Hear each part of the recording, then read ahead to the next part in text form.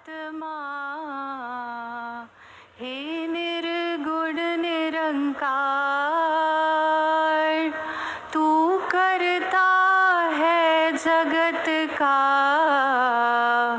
तू सबका आधार। कण कण में है बस रहा तेरा रूप अपार। तीन काल है सत्य तू, मिथ्या है संसार। घट घट वासी हे प्रभु, अविनाशी करतार। दया से तेरी हूँ सभी, भव सागर से पार। निराकार साकार तू, जग के पालनहार। है बेअंत महिमा तेरी, दाता परम्पार। परम पिता परमात्मा, सब तेरी संतान। भला करो सबका प्रभु, सबका हो कल्याण।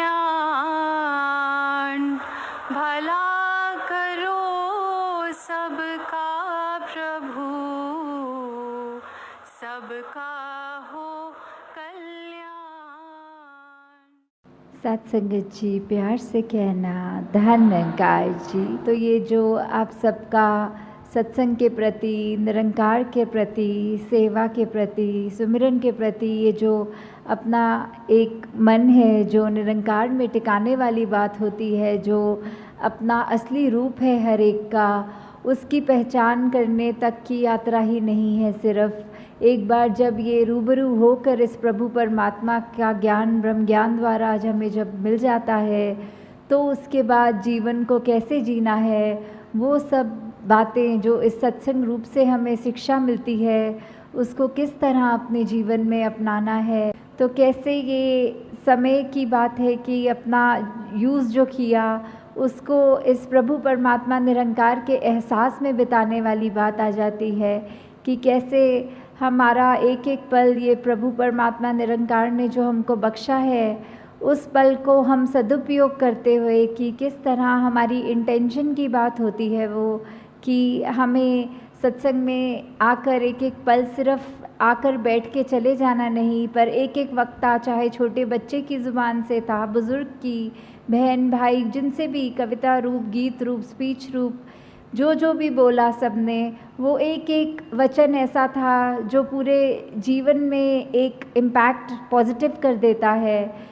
तो दातार कृपा करे कि ये ताउम्र हमारे जीवन में ये अच्छी बातें, ये हमारे सिर्फ बोल तक नहीं रह जाए, कान में घुस के सिर्फ दूसरों को सुनाने के लिए नहीं रह जाए, बल्कि हमारी सोच में, हमारे व्यवहार में, हमारे कर्मों में भी झलके।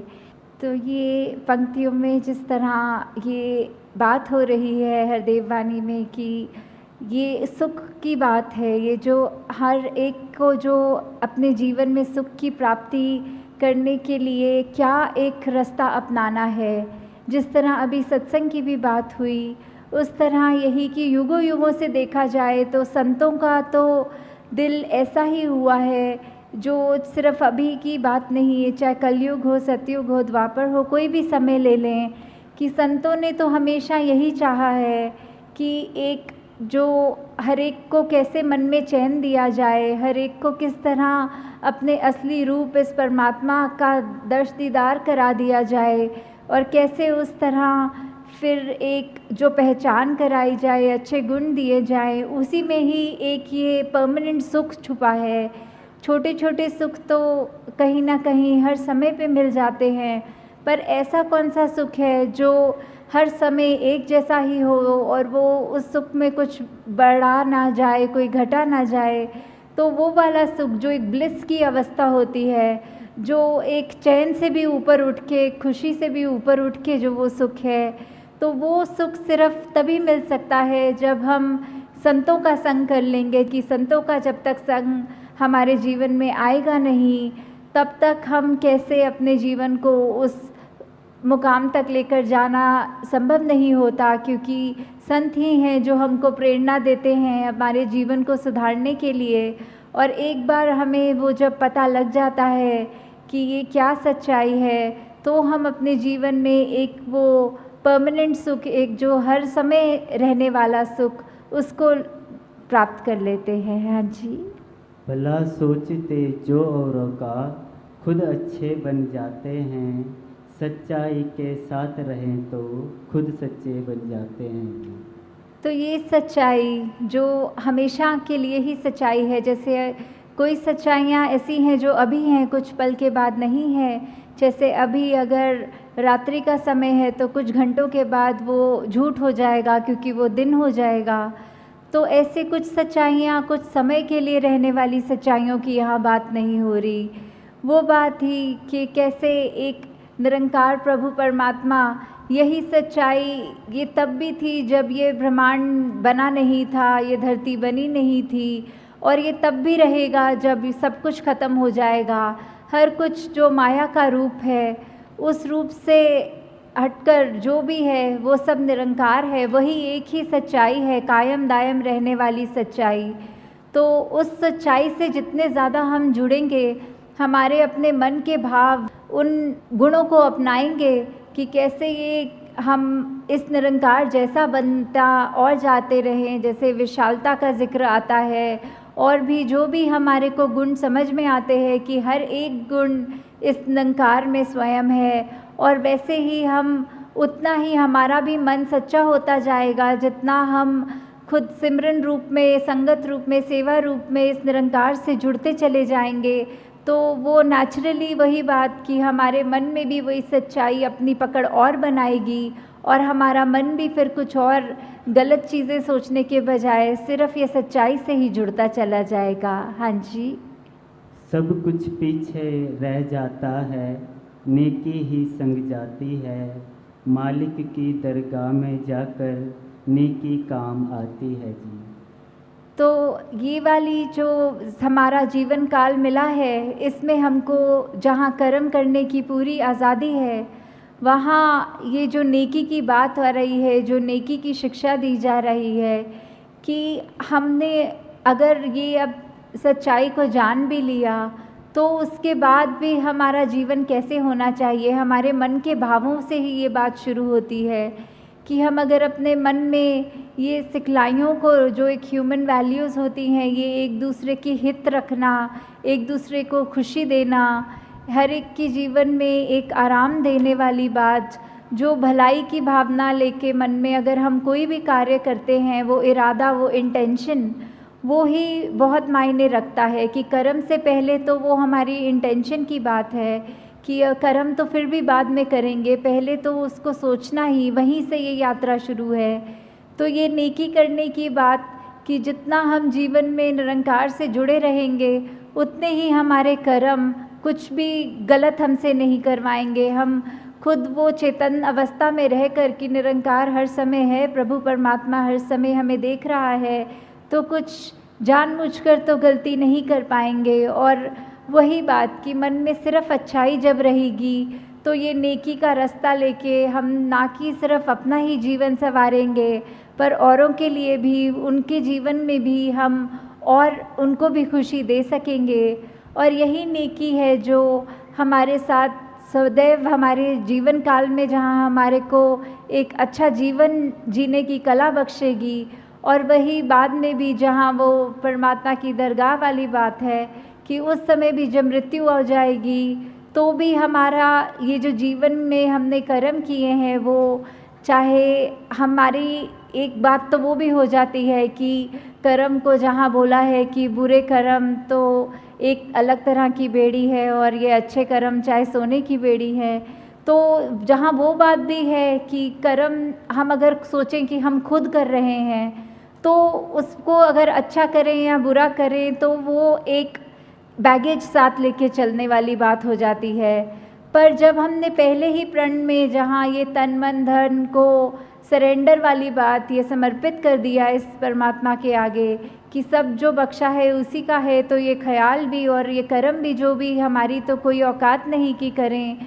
तो जब उस भाव से हम रहेंगे और हमारे अच्छे कर्म हमसे होते जाएंगे तो फिर वही बात है, वही कर्म है जो आगे हमारे मृत्यु के समय भी हमारे साथ जो आगे जाएंगे। हाँ जी। कभी किसी का बुरा सोचना सबसे बुरी बुराई है, कहे हर देव भला कर सबका, इसमें तेरी भलाई है जी।